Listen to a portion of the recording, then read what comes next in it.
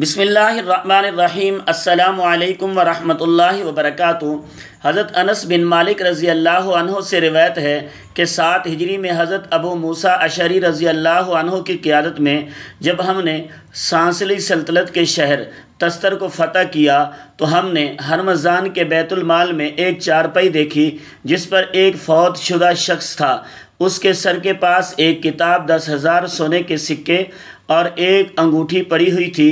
ہرمزان جو کہ تستر کا گورنر تھا، اس کا کہنا تھا کہ اس فوت شدہ شخص کی چارپائی ہم بار رکھ کر بارش، دھوپ اور اناج جو بھی مانگتے ہیں اللہ پاک ہم کو کثیر تعداد میں وہ عطا کر دیتا ہے، اور جب بھی کسی شخص کو قرض کی ضرورت ہوتی ہے تو وہ یہ سونے کے سکے لے جاتا ہے اور اس کے بدلے میں قرض لے جاتا ہے، جس کی وجہ سے وہ مال و مال ہو جاتا ہے اور سکے پھر سے لا کر واپس رکھ دیتا ہے۔ حضرت انس فرماتے ہیں کہ ہم نے اس چارپائی پر پڑے فوت شدہ شخص کے اس کے سرانے رکھی کتاب خلیفہ حضرت عمر فاروق رضی اللہ تعالیٰ عنہ کے پاس بھجوا دی۔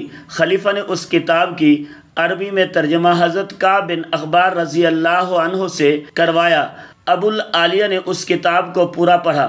حضرت انس رضی اللہ تعالیٰ عنہ نے فرمایا کہ میں نے ابو العالیہ سے پوچھا کہ اس کتاب میں کیا لکھا ہوا ہے، تو فرمانے لگے امت محمدیہ کی سیرت، معاملات دین، تمہارے لہجے اور بعد والے حالات۔ فرماتے ہیں کہ وہ فوت شدہ بندہ اللہ کے برگزیدہ پیغمبر حضرت دانیال علیہ السلام تھے۔ تقریباً 300 سال سے یہ چارپائی تستر والوں کے پاس تھی، اور یہ معلوم نہیں کہ انہوں نے حضرت دانیال کو کس مقام سے قبر کھود کر نکالا تھا۔ پھر حضرت ابو موسیٰ اشعری نے رضی اللہ عنہ نے خط حضرت عمر فاروق رضی اللہ تعالیٰ عنہ کو لکھا، حضرت دانیال علیہ السلام کی میت کیا کرنا ہے؟ حضرت عمر فاروق رضی اللہ تعالیٰ عنہ نے فرمایا کہ مختلف مقامات پر ہر رات اندھیرے میں 13 قبریں کھودو اور پھر ان میں سے کسی ایک میں ان کو بڑی ہی رازداری سے دفنا دو، تاکہ تستر کے لوگ دوبارہ ان کی قبر کو کھود کر جسد مبارک کو نہ نکال، اور ہر قوس کو یہ خوشخبری دے دو کہ رسول اللہ صلی اللہ علیہ وآلہ وسلم نے اس کے لیے جنت کی بشارت دی تھی۔ ناظرین، یہاں آپ کو بتاتے چلیں کہ حضور پاک صلی اللہ علیہ وآلہ وسلم کے حدیث مبارکہ حضرت ابو اشعث احمری سے روایت ہے کہ حضرت دانیال نے اپنے رب سے یہ دعا فرمائی تھی کہ ان امت محمدیہ میں دفن کیا جائے، اور اللہ پاک نے ان کی دعا قبول فرمائی تھی۔ جو حضرت دانیال کی سب سے پہلے خبر دے گا اس کو جنت کی خوشخبری دے دو۔ قوس ہی وہ شخص ہے جنہوں نے سب سے پہلے حضرت دانیال علیہ السلام کی خبر حضرت ابو موسیٰ اشعری رضی اللہ تعالیٰ عنہ کو دی۔ حضرت انس رضی اللہ تعالیٰ عنہ فرماتے ہیں کہ پھر میں نے اور حضرت ابو موسیٰ نے مل کر گم نام جگہ پر حضرت دانیال علیہ السلام کی تدفین کر دی۔ سونے کے سکے مدینہ پاک بھجوا دیے گئے اور انگوٹھی حضرت ابو موسیٰ کو عطا کر دی گئی۔ حوالہ جات مصنف ابن ابی شیبہ۔ حضرت دانیال ہے کون ایسے؟ اس بات کو جاننے کے لیے ہم 2500 سال پیچھے چلتے ہیں کہ جب سلکیہ نامی مغرور شخص بنی اسرائیل پر پرشل میں حکمران تھا، انتہا کا عیاش اور نااہل شخص تھا۔ مصر کے فرعون نے ایک نہایت خوبصورت کنیزہ سلکیہ بادشاہ سے اتحاد کرنے کے لیے بھیجی، اور یہاں لباس میں ملبوس خوبصورت اور ہر حدیث ڈیانا پر بادشاہ سلکیہ دل بہار بیٹھا، اور بادشاہ سلکیہ دل ہار بیٹھا۔ ڈیانا نے بادشاہ سلکیہ سے کہا کہ ہم بستری صرف اسی صورت میں کروں گی کہ پہلے میرے خدا فرعون کو اپنا خدا مان لو، اس کی عبادت اور ترانے پڑھو گے۔ چنانچہ ایسا ہی ہوا۔ شہوت کے ہاتھوں مجبور بادشاہ مان گیا اور دن رات وہ عیش و عشرت میں پڑا رہا۔ انہی دنوں قوم اماکہ کے بادشاہ بخت نصر نے فلسطین پر حملہ کر دیا۔ نہیں کر دیا، اس نے بہت سے بنی اسرائیلیوں کو قتل کر دیا، پورے پرشلم کو تہس و نیس کر دیا۔ اس نے بہت سے بنی اسرائیلیوں کو قتل کیا اور لاکھوں کی تعداد میں ان کا اپنا غلام بنا کر بابل لے گیا۔ انہی قیدیوں میں اللہ کے پیغمبر حضرت دانیال تھے۔ وہ تب نوجوان اور بے حد ذہین تھے۔ اب خواب کی تعبیر بتانے کے بارے میں مشہور تھا۔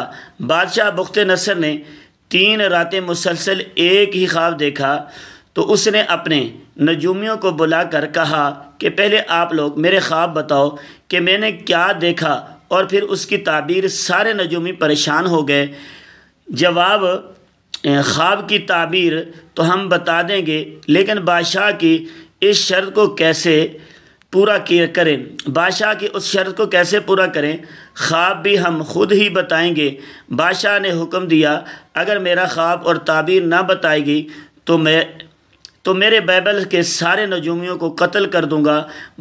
بادشاہ نے ایک دن بھی مقرر کر دیا، اگر اس وقت تک میرے حکم پر عمل درآمد نہ ہوا تو سب نجومیوں کو لٹکا دیا جائے گا۔ بس پھر سب نجومی دن رات سر پکڑ کر بیٹھے رہتے۔ ایک دن دریائے فرات کے کنارے نجومی انہی باتوں میں مصروف تھے کہ حضرت دانیال علیہ السلام نے ان کی باتیں سن لی اور فرمانے لگے کہ میں بادشاہ کا خواب اور تعبیر بتا سکتا ہوں۔ چنانچہ نجومیوں نے حضرت دانیال کو پکڑا اور بادشاہ کے دربار میں لے گئے۔ بخت نصر نے آپ علیہ السلام کو مخاطب کر کے اپنا خواب اور اس کی تعبیر سنانے کا حکم دیا۔ دانیال علیہ السلام نے کہا، شروع کی اے بادشاہ، آپ نے دیکھا کہ زمین کے وسط میں ایک بہت اونچا درخت ہے۔ آپ ابھی اسے دیکھ رہے تھے کہ ایک فرشتہ آسمان سے اترا اور اس نے کہا، اس درخت کو کاٹو، اس کی شاخیں تراش دو اور اس کے پتے جھاڑ دو، اس کے پھل بکھیر دو، تاکہ سب جان لے کہ حق تعالیٰ تمام عالمین پر حکمرانی کرتا ہے۔ جیسے جیسے حضرت دانیال علیہ السلام یہ الفاظ ادا کر رہے تھے، بخت نصر کے چہرے کا رنگ فق ہوتا جا رہا تھا۔